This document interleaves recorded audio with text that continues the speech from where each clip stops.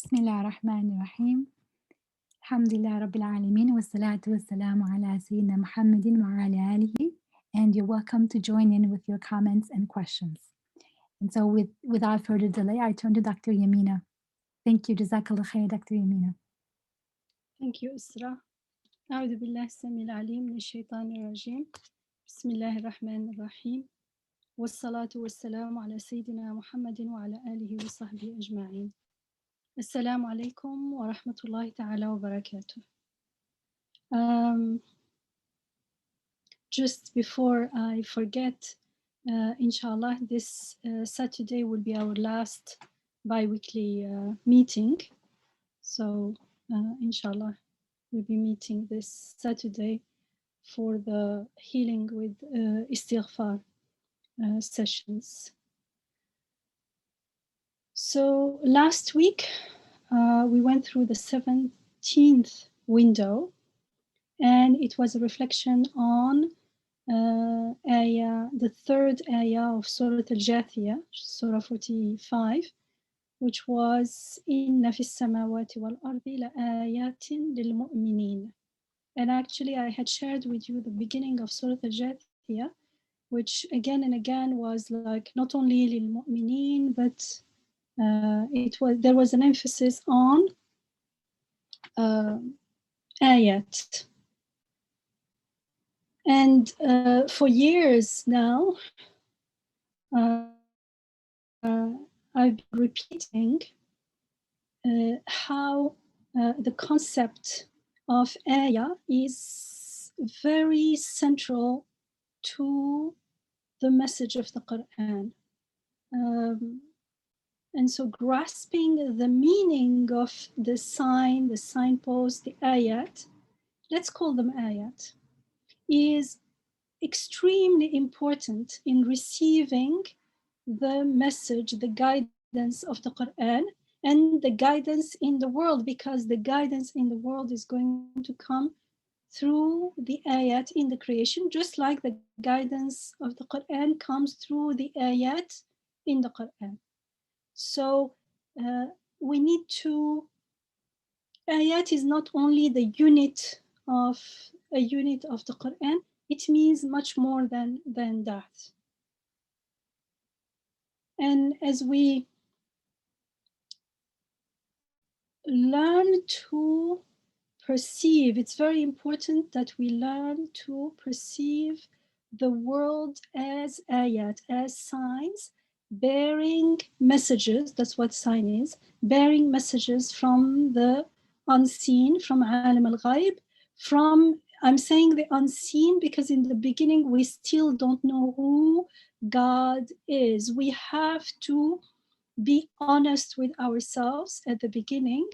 If we take it for granted that we know God, then we are not open to, we don't feel the need to know him. But when we are aware of how limited our knowledge of God is, then we are open, we have that hunger, that need, that desire to find more about God, to know who our sustainer is. And so we will be open to receive the messages, the guidance that is sent to us through the signs. So this is crucial in knowing God and performing the Shahada, experiencing the Shahada, and cultivating Iman with yaqeen, with certainty, inshallah. So in the 17th word, we were told, indeed in the heavens and the earth, there are signs for those who believe. If you remember in the 16th window, it started with the order and ordering in the creation and the disposal of creatures which are renewed season by season on the earth show clearly a universal wisdom, hikmah. Since an attribute cannot be without the one it qualifies, this universal hikmah, this wisdom, necessarily shows an all-wise one. And that time I had said that we may take this, that it's obvious, but we need to first grasp it, understand it, have no doubt about it, and then we need to internalize it through contemplation. We need to contemplate. Once we understand, we need to digest that understanding until it is part of our being, of our perception of the world, so that when wherever we look, we will see, wherever we see order and ordering, we will immediately start seeing the wisdom. If there is order, there is wisdom. If there is wisdom, there is one who possesses this wisdom, an all-wise one. This chain of reasoning has to become something that we make. That's how we see the world. It automatically, systematically.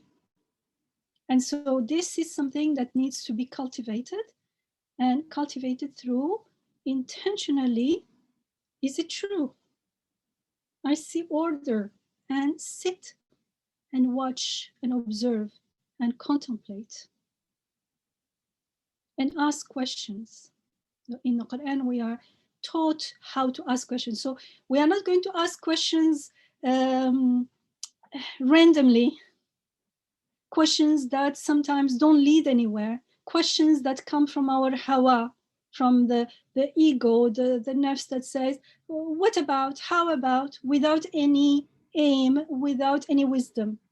We need to ask questions that lead to answers that make sense, that guides us, not just, because sometimes when we think we are asking questions, we are not. We are only objecting. We are only not ready to submit to the reality. So we have the first submission, the first surrender is to follow the map, the guidance in the Quran. It's like a map. If it does not lead us to the treasure, then we stop and say, ask the people around me, did you find the treasure with this map called the Quran? If they did, then I ask them for help. If no one does so, then we don't take this map seriously anymore. But we have to do the work properly first.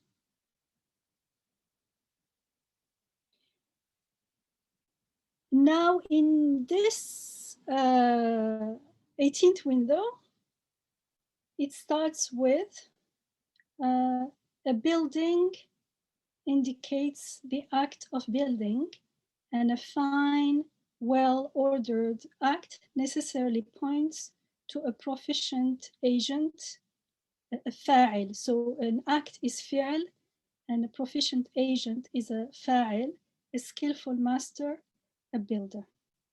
Now, why I'm giving this introduction, so in order to attract our attention to the text, because if we are not careful, it may seem like, okay, like again and again repeating, yes, it's from different aspects, but why do we need all this? Why is this author again and again repeating this? We got it, okay, pass. Because we don't want to do this, because there is something that is very important going on here. That's what I want to attract attention to. So in these windows, Imam Nursi, rahimahullah, is teaching us how to cultivate this perception so that when we look, we see the ayat.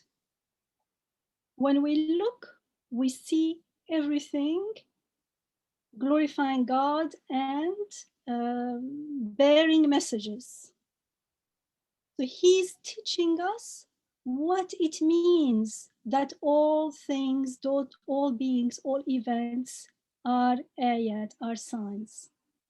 Otherwise, when we don't learn this, which in the Quran, it's repeated hundreds of times that everything is an ayah. Do you think they are all repetitions? No, each new ayah, Quranic ayah, each passage, each message is telling us about the ayat in a new way, in a new aspect that is relevant to our life here and now, to the meaning of our life, to the purpose of our life.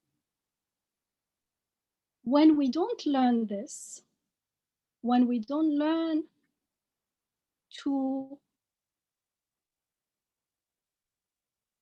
systematically all the time, we know how to go back. We have a foundation, a grounding that when we get back there, we know how to decode, to decipher the meaning of this. Look at things as signs and decipher their meanings. When we don't have that, we tend to gloss over the issue.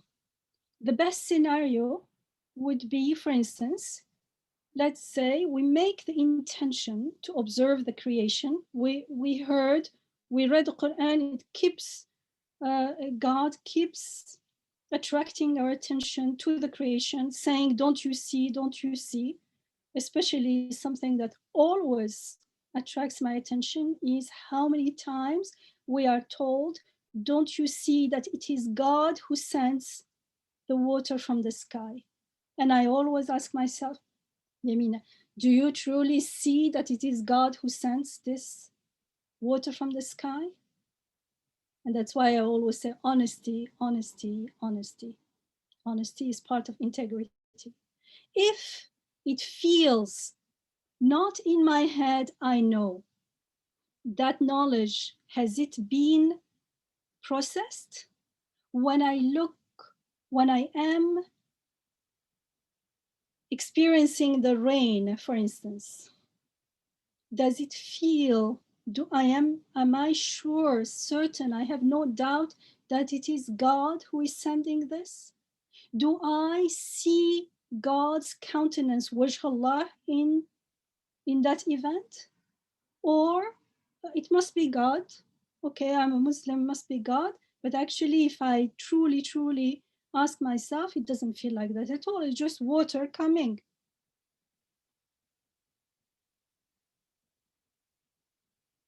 Then, usually, when we have not learned how to interact with things as ayat properly, then when I'm saying we gloss over the issue, it means we make the intention to observe the creation, then we contemplate. I'm giving the best scenario, not like just look at the creation, or like contemplate. And however, like if we have not learned how to reason and then contemplate over by means of that reasoning, then what are we likely to do?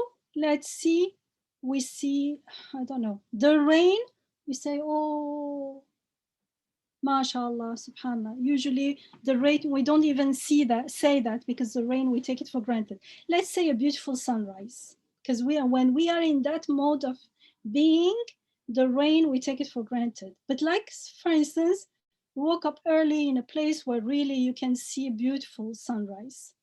And it looks so beautiful. It moves our heart. It moves the heart of everyone, like most people. They don't have to be a believer. That's how we have been created. It's the fitrah.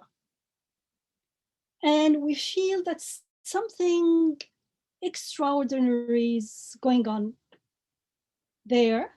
And so that's where the glossing over is coming up. We conclude this is the work of God. MashaAllah. True. However, are we sure in the face of alternative interpretation, for instance, if someone comes out with another interpretation that explains the light and this and that, we feel like we are not quite sure anymore.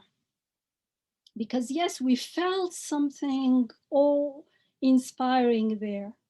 But how do we know that this is the work of God? Who is God? Yeah, we feel something.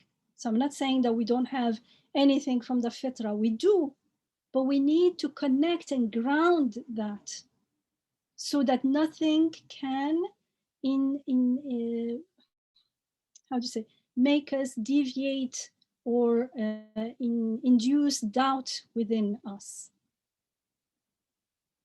And Dr. Yamin, if I can say something here, I've been recently noticing in my reading of the Quran, there is so much, so clear emphasis on everything, even the most little thing being connected to God. And it probably was, of course, it was always there, but I am noticing it more clearly now. It isn't saying there's a God, don't deny God. It is really saying every single thing. I think the other day I read, Sure. I can't recall the verse, but and smallest thing, tiniest thing, the things that you worship other than God, they don't even have a little bit share in anything. And so, as you say, this is quite different from the way in everyday life we live as believers. We tend to say, well, I'm not an atheist. I believe in God. God created everything. And yet we need to go further. As you always say, it's the first step. But the world that the Quran is inviting us into is a much different world. It's a world in which it isn't that there's this creator that started at some point or does some major favors here and there. This is a God who's constantly sustaining every single thing. And so with that introduction, I think we are more open to work on this window, because to be honest with you, when I looked at this window, I was like, oh no, it's so kind of detailed, and as you say, systematic. If there's this, and then there must be this, and it looks as if I look at the flower and I see God, as if, but you're trying to say superfluous. Yeah, so you don't understand. Of course, when I look at a cat, I know God made the cat, which is not the perspective that it's trying to reach at here. It isn't a general vague sense of there must be someone, if not this cat, the cat's parents, if not the parents, the very first cat, or maybe the very first living being. So we keep pushing back, and in that pushing back, there is a lack of the certainty that you are saying we need to have, and we can have if we take the time to understand the reasoning and then internalize it through contemplation. So thank you for highlighting that, because otherwise it would be hard to maintain attention in this text, because it looks a bit technical. So, I mean,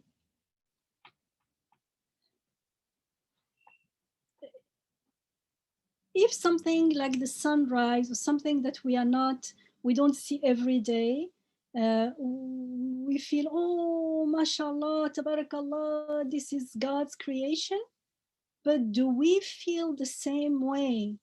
Do we feel so moved and in awe by events that seem to be more familiar, things that we are more familiar with and that we tend to take for granted? And they seem to us as ordinary. If we don't feel the same awe, then it means I'm not seeing God in everything, as you just mentioned, Isra, and that in the Quran, it's every single thing, whether it looks to you small or big. There is nothing that is ordinary. Everything is an ayah, everything, even the miracles of the prophets, for instance, are ayat. So it's not like miracles become ordinary. No, everything is taken to the level of miracle. Everything is a miracle in the sense that mu'jiza is ajaza. Nothing is can make it or create it or bring it into being except an all-encompassing power and knowledge, and we can add many attributes, but that needs to be experienced, not only observed. Shahada is not only observing, but experiencing. That Shahada is something very central. Otherwise, we are just repeating things. And most of the time, we don't see Wajh Allah around us. Where is God there if it's ordinary? So this approach of glossing over things, I know, I don't need all this. Yes, it is not for everyone. It needs sabr, it needs patience and perseverance. But when you go to the Quran, and again, we are told that most people are in a state of shirk. So do we want to be with most people? So yes, this path is not the path that most people choose, but personally, I prefer to at least make an effort, and it is worthwhile, and the stakes are really, really high in both ways, in following or in not following. Yes? We have Ziba who would like to say something. Yes, please go ahead.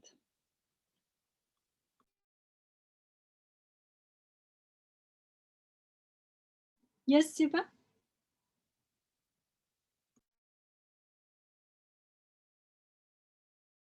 You are muted if you are talking, Ziba.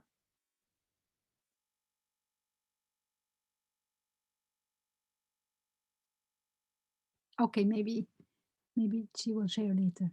Okay. So this approach of glossing over is totally open to shirk, and there is no ascension. I'm using the word that's used in this 18th window. No opening to ascend to this mi'raj in ma'rifatullah, in divine knowledge, that will lead to true iman, belief with certainty. So in these windows, this is what we are learning, how to find the meaning of the signs, how to find meaning beyond happening, that aspect of things that look to meaning, that look to the unseen, is known as the Malakut. So we are learning how to find and see the Malakut within the Mulk, and this 18th window starts with, do they not consider, do they not see, أَوَلَوْ يَنْظُرُوا, do they not look in the Malakut of the heavens and the earth?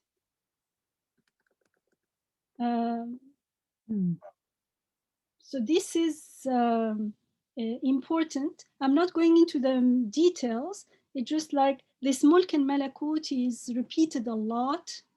There are lots of passages clarifying this in the work of Imam Nursi in the Risale-i-Nur. Generally, Mulk looks to corporeality, to the world as we see it and experience it, first stage, and the Malakut pertains to the inner reality, the inner meaning of things. Just like inshallah, it's not misunderstood, but like the body and the ruh. And Imam Nursi gives the example of the mirror. The mirror has a dark side and a reflecting side. And so the dark side is the world as we experience it.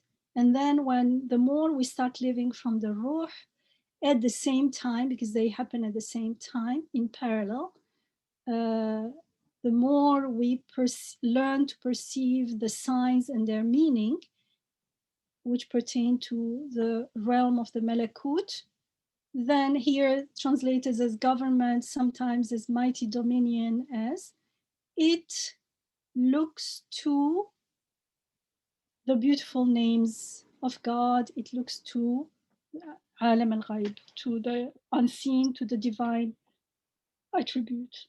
So, Dr. Yamina, would it be fair to say that Mulk is the initial way in which we see things, and not just things? It could be abstract stuff like our emotions. So that's the world as we experience it world, first. yeah. And then Malakut is kind of the inner reality of it, or inner reality. But when we learn how to start seeing through things, questioning things, and as we start questioning things and seeing through this, at the same time we are also purifying ourselves and growing and living more and more from the heart and the soul. The ayah in the Quran, the ayat with the word Malakut, some of them you see that they are in a context with the command kun fayakun, be and it is. Mm-hmm. And we know that the bearers of the divine commands are the malaika, the angels. So we have the aspect that we first experience, and then within it there is the aspect that reflects something that pertains to the divine, and through that aspect we find the aspect that goes to,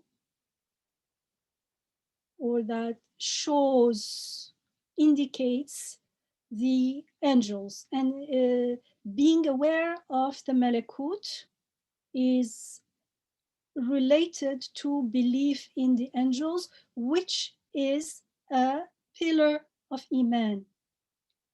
In the Quran, it's specifically you believe in God and the angels. And also it reminds, yes, the word Malakut, it calls to mind Prophet Abraham alayhi salam's breakthrough. The Quran says we showed him the Malakut of the heavens and the earth. So he's grasping what all of this reality pointing to, the kind of inner truth of the world, which is pointing to the Creator. And this ayah that you are mentioning, Isra, is important as well. It's very meaningful. It's in Surah Al-An'am. We are told وَكَذَلِكَ نُورِ إِبْرَاهِيمَ مَلَكُوتَ السَّمَاوَاتِ وَالْأَرْضِ. And in this way we show Ibrahim alayhi salam the malakut of the heavens and the earth, so that he may be one of the muqinin, those who have yaqeen, those who have certainty. There is no certainty without having any awareness of malakut. There is no, because without malakut, it means we are not aware of wajh Allah, we don't know God. And that's why right after Iman Billah, it comes wa malaikatih. Because if there is no belief in the angels, it means we don't really know who God is. Because we get through him through, first we witness, we experience we need to experience the malakut. And we experience the malakut when we start living from the ruh. And we live from the ruh when we let go of the ego, to the extent that we let go of the ego. All these things you see are connected. When we are still stuck in the ego way of being, we are in a state that is shirki, because it feels to me that I am the doer, I'm the seer, and so if I am the seer, then I cannot recognize God as Basir. I may go, that's why the ayah at the very beginning of the 33 windows was, al-ayat are shown in the horizon, in the outer worlds, and in the inner, وَفِي أَنفُسِهِمْ, and within themselves. Because if Allah is Basir only out there and not within me, then that Basir outside won't benefit me, because I'm still holding on to my ego that becomes a veil that makes the world dark, and I cannot experience the world with, for instance, the name Basir. Will become blind to that, the names of God, because I am seeing myself as the source. And so however much I say that God is Basir, God is the creator, if I am the maker of the creator in my own inner world, everything is creator in that own inner world. So I have to let go of those false beliefs and claims. At the same time, if I just get the information and I don't do the work, the inner work, then it does not transform into ma'rifatullah, into knowledge of God, and it does not yield the light of Iman.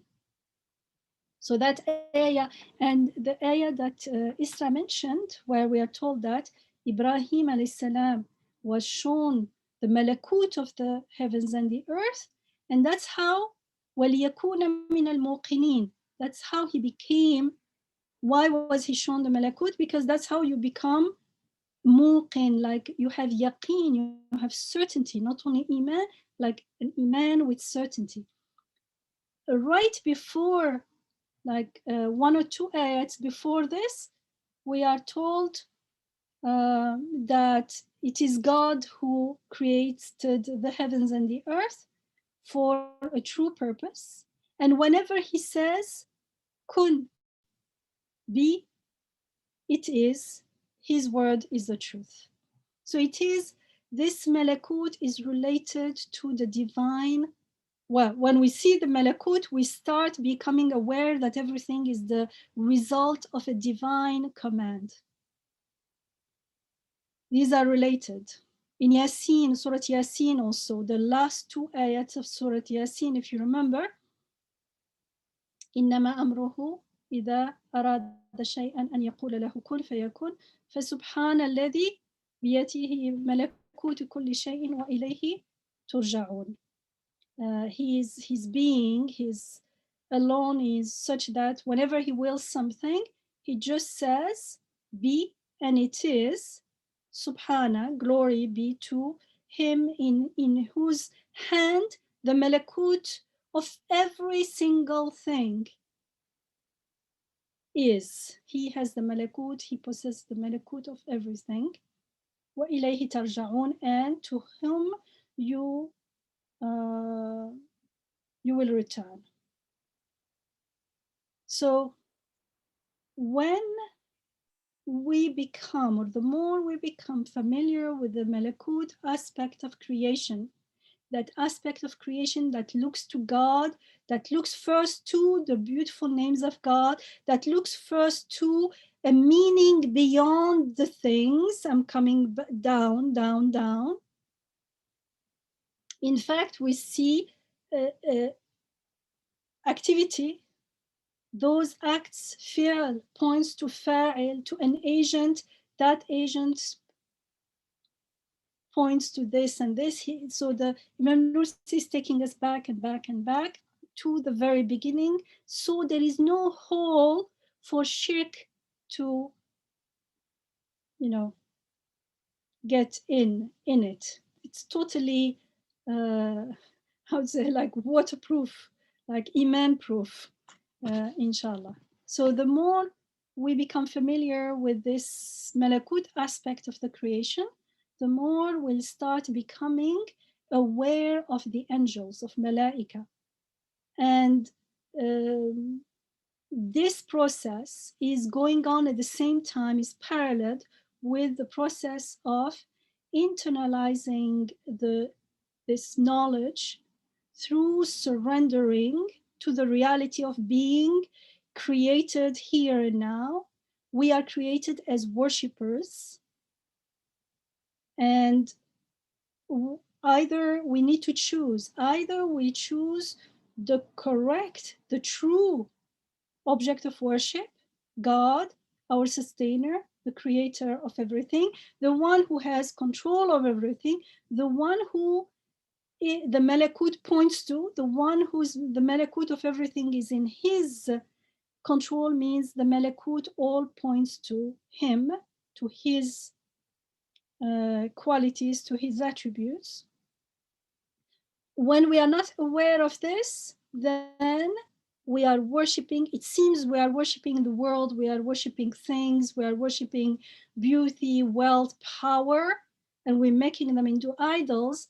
But that is, when we are worshiping the world, we are actually worshiping the ego. Whatever the ego desires becomes our object of worship. So in the Quran, we are told, and that's a state of shirk. We are told, for instance, أرأيت من اتخذ إلهه هواه. Have you seen the one who has taken his own passion, his own base desires, also it's translated, as a god? This is repeated in the Quran. When we are not in a state of dhikrullah, we are in a state of worshipping taking our own desire as a god, worshipping it.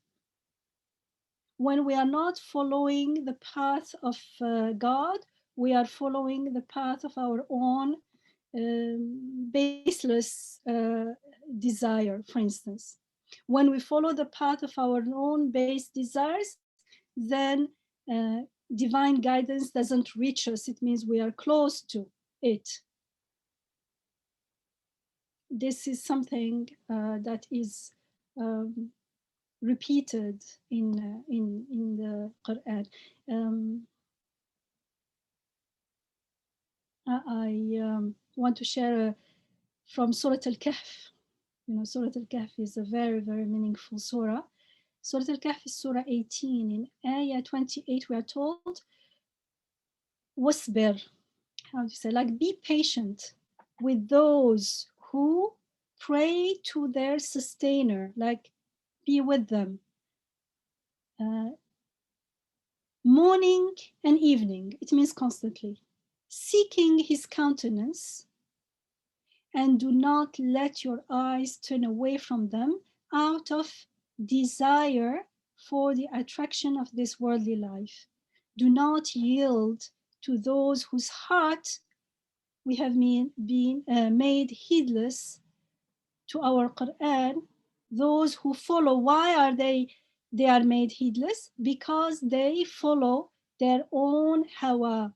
So the same words in the original, their own base desires, abandoning all that is good and true. In other places, it's also related to istiqamah, following the istiqamah. When we are following the istiqamah, then that's the way we let go. We are not worshiping our own base desires. We're not taking the ego as an idol. And in this process of tazkiyah that is going on at the same time, surrendering, tazkiyah, purifying, letting go of the false claims of the ego, has to take place at the same time as we get acquainted to the Malakut. Otherwise, we will not stay there. We won't be able to stay there, because when we are worshiping the ego, then we are veiling ourselves from the world of the Malakut. The world of the Malakut is the ruh that interacts with it, that lives in that realm, communicates with that realm. So the world of the Malakut comes in the Quran with the command of kun fayakun, be and it is. The bearers of the divine commands are the angels, the malaika. We are to, if we are believers in God, we are asked to believe in the malaika. People don't talk about it, but it is. So you can say, let's talk about malaika. You want to talk about malaika? First, you need to be acquainted with Malakut. Otherwise, it will make no sense if we talk about malaika. That's why. And the malaika are the ones, the messengers that bring the messages. So we saying everything is a sign. Yes, but it's like saying this person is bringing a message. Yeah, but the person is not only the flesh. There is meaning. So it's also saying that the creation has these two aspects.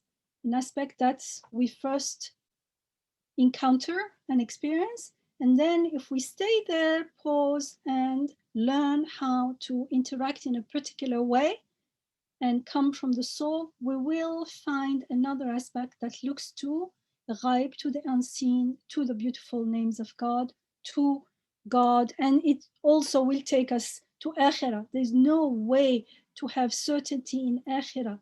وَهُمْ بِالْآخِرَةِ هُمْ يُوقِنُونَ. Here and now, without having access, being acquainted with the realm of Malakut. So when we look at the angels, we are told, for instance, in Surah Al-Fatir, Surah 35, the first ayah, Alhamdulillahi Fatir al-samawati wal-ard, ja'il al-malaikati rusula. Praise be to God, originators of the heaven and earth, who has made the angels messengers. So the angels are made messengers. They are message bearers. They bear the divine command. In, for instance, Surah Al-Ghafir, Surah 40, Ayah 7, we are told that they are made to bear the throne. And we've seen in Surah Al-Ra'd that the throne, again, is wherever the names of God are manifested. So in Surah Al-Ghafir, we are told those angels who carry the throne and those who surround it celebrate the praise of their sustainer, their Rabb, and have يسبحون بحمده ويؤمنون به, and they believe in him. They beg forgiveness for the believers. The angels ask for forgiveness for the believers. So the belief in angels, for instance, in Surah Al-Baqarah 285, we are told, the messenger believes in what has been sent down to him from his Rabb, from his sustainer, as do the believers. What do they believe in? They all believe in God. كل آمن بالله وملائكته وكتبه ورسله. They all believe in God and in his angels and in his books and in his messengers. And not only that, in Surah 4, ayah 136, we are told, يا أيها الذين آمنوا, all you who believe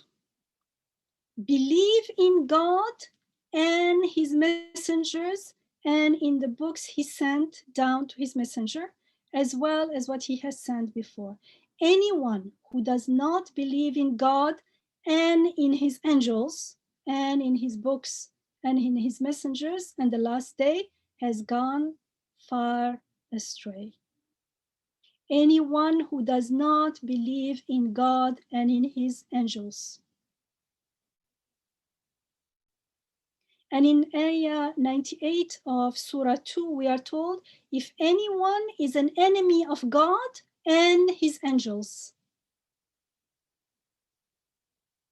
and his messengers and of Gabriel and Michael, they are two angels, then God is certainly the enemy of such disbelievers. Say, if anyone is the enemy of God and his messengers, and his angels, believe in God and the angels. Those who do not believe in God and his angels, they have gone far astray. So you see, believing in the angels is very important. It's part of believing in God. It completes belief in God. And we are, of course, told that the angels glorify God, yusabbihuna. So if we are really going to understand tasbih, and tasbih, it means we have to be in touch with the Malakut. And then we will understand what it means that the angels glorify God. Because whenever the angels are glorifying God in the Quran, they are also mentioned together with the creation. For instance, in Surah Al-Ra'd, which we did, I think, study together, in the Surah 13, Ayah 13, we are told, and the thunder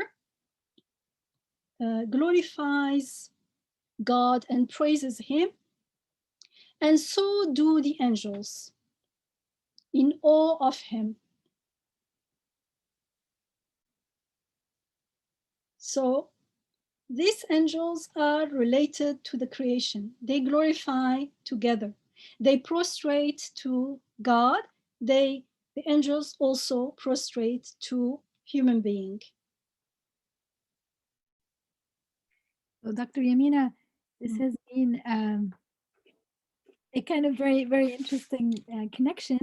So we started with Mulk and then moved on to Malakut. Mulk is leading us to Malakut, and then that is leading us to Malak, all of them from the same root. And as we said earlier, Mulk is our initial impression of the creation. We meet the creation, and this is a table, this is a human being, and so on. And then the Quran and Revelation teaches us to see this as a sign to an inner reality or To transcendent. Yeah. Through that we get to see the Malakut. So that's the kind of the side that looks to points to the divine names, and then that connects with, you said, kun fayakun, this divine command mentioned in the Quran. Yeah, when he wishes a thing, he says be, and it is. And then angels are bearing these commands. So it's and somebody texted me privately in the chat saying that we should have, let me see where we were, we should have an angels series. I got really excited about angels. So that's why it says asbir, asbir. We have to have sabr. If we don't go through these windows, we don't do the work. It's like we see like a movie about some like amazing doctors and how they help and how they operate, and we love this. Like, I want to be a doctor. Let's be a doctor. Oh, let's be a doctor. Then you start. You know what? You have to spend, I don't know how many years. Yes. You have to go and learn by heart all the anatomy. But I don't want to that. I only want to operate and see people healing. Yeah, but that's how it works in this world. You have to learn. You can't just go and operate. Yeah. Because otherwise, we don't want to do that kind of work, that inner reflection and outer, analysis. Then the best we can learn is classification, and that's easy. You know, these are the types of angels, and these are, you know, but that isn't the heart of the issue. The heart of the issue is to have that presence, to live in that presence of our creator and seeing things and how they point to his beautiful qualities. And so for that we need some, you know, we need I'm to take saying, I'm actually sharing all this to say how important these windows are. It seems like, so what? Like, oh, again, didn't we say ordering means there is wisdom, means there is an old wise one. We got it. Yeah, but it's not enough. It's not enough. You want to be acquainted and live the world with the two sides, the mulk and the malakut immediately, then you have to go through this. First, understand the reasoning, then apply it through contemplation and internalize it until it becomes your reality.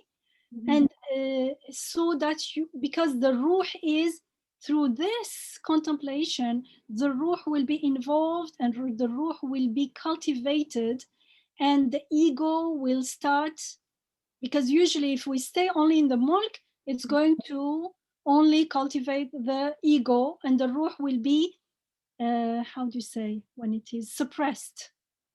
Now the ego will have to know its place, and the ruh will be given, because the ruh expands in the world, in the realm of malakut. And that's why the malaika and ruh are mentioned together many, many times in the Quran. For instance, for Laylat al-Qadr, what was it? تنزل الملائكة والروح فيها بإذن ربهم من كل أمر. So ruh and malaika are something parallel. The ruh recognizes the malaika. Before the malaika, we needs to recognize the malakut. And if we are going, which we pray every day, اهدنا الصراط المستقيم, and the istiqama, remember the Prophet ﷺ is about that ayah, istaqim kama umirt. He says like, shayyabatni istaqim kama umirt. Follow the istiqama, the direction, the sirat al-mustaqim as you have been ordered. How was it? In Surah Fussilat, Surah 41, Ayah 30, we are told, as those who say, our Rabb is God. الذين قالوا ربنا الله. Who is our Rabb? Not money, not this, not myself, not my intelligence, not my power, not my family, not nature. Sorry? Not nature not nature, not this and that, whatever. There are so many things. We don't want to go there. La ilaha. They know the Rabb and they know him and they have that yaqeen. Rabbuna is God, Allah, and full stop. No, nothing else. They're so sure. Rabbuna Allah, our sustainer, is God only, and take the straight path. ثم استقاموا. It's actually a verb. I like that in Arabic it's a verb because it's not, well, taking the straight path is something active. We are not find ourselves, because we can always get out of it and take the straight path towards him. The angels come down to them and say, have no fear or grief, but rejoice in the good news of paradise which have been promised. These are, so the Sirat Mustaqim is related to getting in connection with the angels, because in order to be there, we have to already be familiar with the Malakut and have Iman Billah. If Rabbun Allah, if I am sure that my sustainer is God, it means I have Iman Billah wal Malaika. I have belief in God and in his angels. They are separate, they are interconnected, yet and interdependent, but also distinct pillars of Iman. just to show us that it's important to be in touch with, to be acquainted, aware of the Malakut and the angels, because we get the message, the guidance through the Quran, through the creation, always through the angels. That's why it says Gabriel and Michael. Michael looks to nature and the creation, and Gabriel to meaning and the message, the Quran. Who brought the Quran to the Prophet ﷺ? Jibril. How do I get it? Through the Quran while I'm reading it? Think about it. But I'm saying that in order to one day be able to talk and have a series on angels, we need to have done this preliminary work. Can anyone go to, not only we want to operate without going through medical school, sometimes we don't even have the qualification to enter the medical school. In order to qualify to get to the getting to know the angels, we have to do the work in these windows. Actually, that's why we started with these windows, because for years we've been talking about everything being an ayah. However, realize that everyone will, because it's the shortcut. Yes, okay, I know. Oh, I feel the I have no doubt that this is something divine from God. Yes, it is from the fitrah. Are you doing the work to ground that? Otherwise, why do we need the Quran? The message of the Quran, the guidance of the Quran is something that we need on a daily basis, like air, like water, like food. So we need to do the work to internalize and ground, so we have certainty. Like Ibrahim alayhi salam says, don't you have iman? Don't you believe? Yes, walakin liyatma'inna qalbi. So my heart is at peace. There's no doubt. There is certainty. It says, we showed Ibrahim the Malakut of the heavens and the earth so that he becomes one of those who have certainty. ليكون من الموقنين. If we want to have certainty, we have to be ready to be aware that we need to be shown the Malakut of the heavens and the earth. It will be shown to us if we do the work. So this is the work we are doing. That's all this is to introduce, because when I read this a few days ago, I said, how, like this is Malakut. It's all about the Malakut here. And it is actually a very important step. But it may seem like we're repeating the same thing. We got it. If we feel that way, we didn't get it. If we don't do the work here, it's like saying, why do I need to go to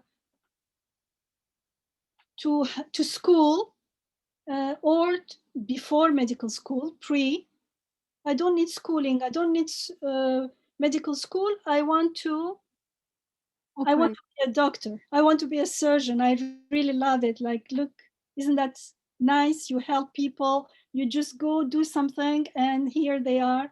They are healthy again. I love this. Good. We start from the beginning. Dr. Yamina, so we are an hour into tonight's session, so getting close. So let's just read it and go through it, and then maybe leave it for everyone to internalize it, contemplate, and share next week, inshallah. Inshallah, yes, that will be great. We can even ask for volunteers to kind of head That's the even better, whole inshallah. Yes. process. Yeah. Anyone who is interested in Malaika, that's where it starts. Malaika looks to meaning. First step. And if I may say, add this very quickly, I know we're short on time, but today I happened to watch something, and it occurs to me that one of the there's a lot of things that are new in the text that we're reading in Receiving Nur. And that's why it's important to always bring the emphasis to the right place. In this bit I watched, it's from this famous scientist who had popular shows in the past. He passed away, and he had a clip in which they showed an apple pie, and it was being baked and so on, and then he sat onto the table. They brought the apple pie, and he said, apple pie, to make an apple pie from scratch, you need to invent the universe. So his emphasis has been, he's a theoretical physicist, I think, or cosmologist. So Yes. he's one of those people who really spread the idea that everything is interconnected in the universe. And I was like, that's exactly Sayyid Nursi's point. We talk about this, in Receiving Nur all the time, but then I realized that, this isn't what is new in this Quranic approach. Of course, noticing the interconnectedness of everything is a very important beginning. But this man went ahead and to say that it's all cosmos doing it, and completely he's closed. He's atheist. Yeah, you know who I'm talking about. So he is completely close to Malakut side of what you've been talking about today. So it is important then to recognize that in the Quranic approach, it isn't only noticing the interconnectedness, the one who makes one makes everything. The emphasis is the one who makes. You need a maker for the whole and the details. So just wanted to share that. And so with that, we can go into reading the 18th window as a starting point for today and beyond. Actually, for the assignment, you can start with something man-made. فعل فاعل, act, an agent. And what can we know about the agent by looking at something they made? Like you have someone baked a cake. What can you say about the person who baked the cake? You can say lots of things actually. And the context, when the cake is just the cake sitting there, or was it brought to you in what, or for instance, if you see something written, even without context, it tells you, for instance, that someone wrote it. It's handwriting, it's a person who wrote it, not a cat, not something else. This person, for instance, it's in English. Oh, this person knows English. This person, and some people can even get character or something from the handwriting. But apart from that, we can say lots of things. Why? Because fear, there is an act of writing going on here. It means there is a writer, and we can deduce some things about this writer. Even, and so we can apply this to the creation. And he says, for instance, a building. If there is a building, and a building actually speaks.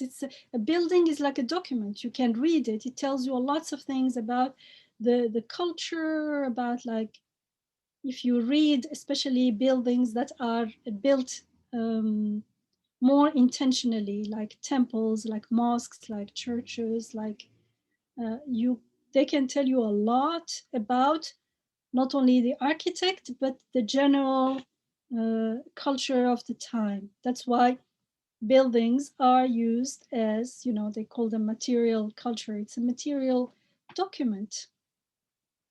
It speaks. So can you imagine if that speaks, can you imagine about the ever dynamic, ever changing, the creation in the world, which are all word within words within words within words to infinity. You can go inside and outside in the cosmos. We don't know the end because we can't go to the end because we are created. Going to the end means we are not created. We can go outside the created world. And if we go inside smaller and smaller, we can't find it either. So can you imagine what kind of universe, what kind of creation we live in? It speaks a lot, that unendingness to eternity, to the infinity, to absoluteness, to all-encompassing attributes, for instance. All right, so with that, as we are getting close to end tonight, we are going to go ahead and read 18th Window. Zahra, do you think, can you please read now? Yes, sure. Assalamu alaikum. Great. Bismillah. 18th Window. Do they not consider the government of the heavens and the earth? Consider this comparison, which is explained in the 22nd word. A fine, well-ordered, well-crafted work like a palace self-evidently points to a well-ordered act. That is to say, a building indicates the act of building, and a fine, well-ordered act necessarily points to a proficient agent, a skillful master, a builder. And the titles of proficient master and builder point self-evidently to a perfect attribute, that is, to a faculty for the craft. And that perfect attribute and that perfect faculty for the craft self-evidently indicate the existence of a perfect innate ability, and a perfect innate ability indicate the existence of an exalted spirit and elevated essence. In just the same way, the constantly renewed works filling the face of the earth, indeed the universe, show clearly acts of the utmost perfection. And these acts, which are encompassed by total order and wisdom, point clearly to an agent whose titles and names are perfect. For it is clearly obvious that well-ordered, wise acts cannot be without the one who performs them. And titles of the utmost perfection point to the utterly perfect attributes of that agent. For according to the rules of grammar, the active participle is formed from the infinitive, that is, what is called the root in Arabic grammar. So too, the source and the roots of nouns, names and titles are attributes, and attributes at the utmost degree of perfection point indubitably to utterly perfect essential qualities. And those perfect essential qualities which we are unable to describe point most certainly to an essence which is at the utmost peak of perfection. Thus, since in every part of the world all the works of art and creatures are perfect works, each of them testifies to an act, and the act testifies to a name, and the name to an attribute, and the attribute to a quality, and the quality to the essence. Thus, just as singly they testify to the necessary existence of the all-glorious Maker, to the number of creatures, and indicate his oneness, so altogether they form an ascension in divine knowledge as strong as the chains of beings. They form a proof of reality in continuous sequence, which no doubt can pierce or penetrate. So now, O wretched, heedless denier, with what can you smash this proof which is as powerful as the chain of the universe? With what can you close this latticed window with its innumerable spaces through which shine rays of truth to the number of these creatures? Which veil of heedlessness can you draw over it?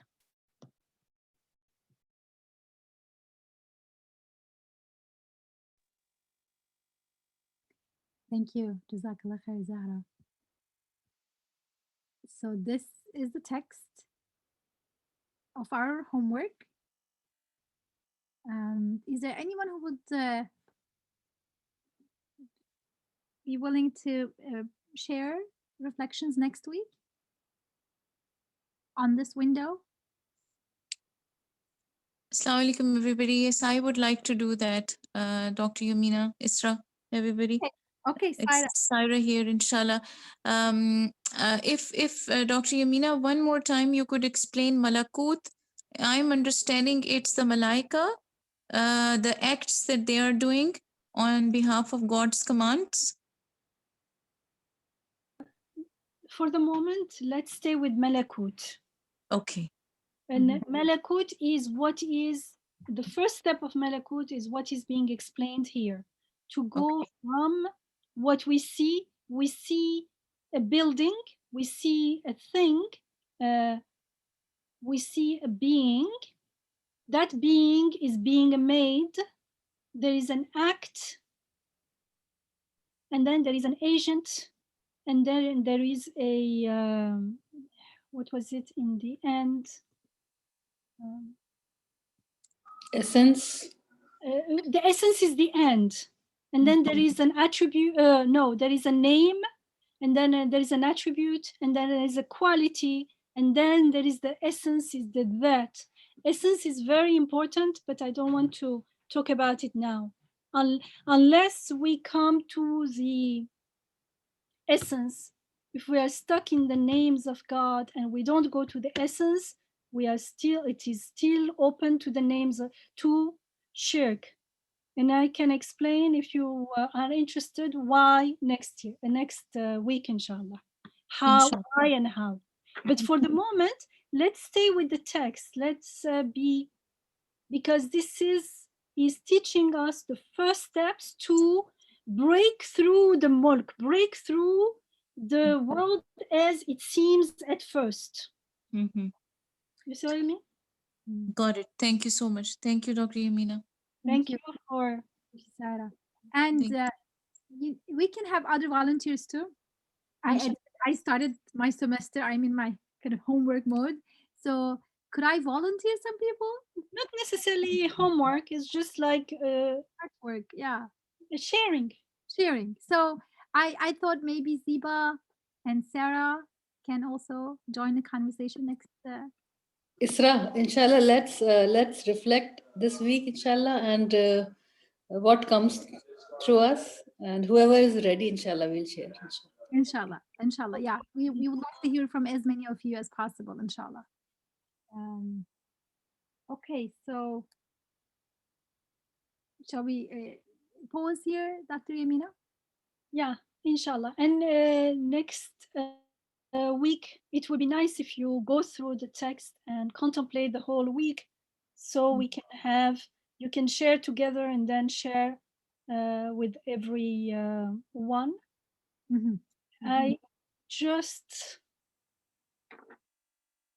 I cannot emphasize enough how these seemingly tedious again and again reasonings are important. We do the same with the Quran. We read through and we never stop and learn from it. We don't give it the importance, and we don't stay with it. We don't internalize it, and no wonder we keep finding ourselves back to learning something, but like, why aren't we in this mi'raj, in this ascension of knowing God more and more, and finding ourselves, anything can take us out of the path. We can lose our balance, we can lose our easily, because we are not rooted, we are not grounded, we are not anchored. This is the way we need to be anchored. There is no way to experience the world as ayat without being grounded in Malakut. And this is the way to do it. So it's very important. I learned from this. I read these things, you know how many times? And each time studying them, contemplating, coming again and again. And each time I read, now I'm not reading them maybe as much, but when I read again, it brings something, a new layer, a new, how do you say? Yeah. Comprehension, Dr. Yamina, a new sense of comprehending it from a different angle. Not comprehending, but sağlamlaştırma. Strengthening. Augmenting, yeah. Augmenting. Strengthening that understanding, that perception, that. Yes, and I think I can also look at this window and put in brackets the Arabic originals in the text. That might make it easier for those who are more familiar with Arabic. So, you know, that and Safa and Ism, there's some reference to Arabic grammar here as well. And so I will post this under the YouTube video. So this session will go onto YouTube as usual, inshallah. And underneath, I'm going to post the text with some Arabic brackets for those who would like to reflect using that. And I also wanted to take the opportunity to highlight the Receiving Noor YouTube channel again. And you can subscribe from up here. And we have a couple new short videos that might be of very, very much use. One is the one we excerpted from a study circle 2 weeks ago, in which Dr. Yamina, in kind of 18 minutes or so, goes over how to reason and importance of reasoning and how we do that heart work, heart reflection. So that's here, as you can see. And then fresh off the press today, we have a water meditation excerpted from. I cannot hear anything. You can't hear me? Dr. Yamina? We can hear, but I think Sister Yamina is not. I see. So we have a new video posted as of today, and that is water reflection meditation excerpted from Receiving Noor annual retreat led by Sister Sarah, and it's around 15 minutes. So that's also available for you. And if you want to get updates as we post videos, you can subscribe to YouTube channel. And today's discussion will be posted there in the playlists. We have 33 windows from Risale Noor, so it will be part of that as well. And you should be able to also see it here, today's session, inshallah. Jazakumullah khair, Dr. Yamina. And Jazakumullah khair, everyone, for joining tonight. And may we have beautiful, profound, transformative reflections, inshallah. And may we meet again next week. Jazakumullah khair. And for those who follow the bi-weekly, this Saturday, inshallah. Yes, so those who had signed up for 2-step healing program, we have been meeting, and the intention was to meet for 3 months. So our last meeting is this Saturday at 8 p.m.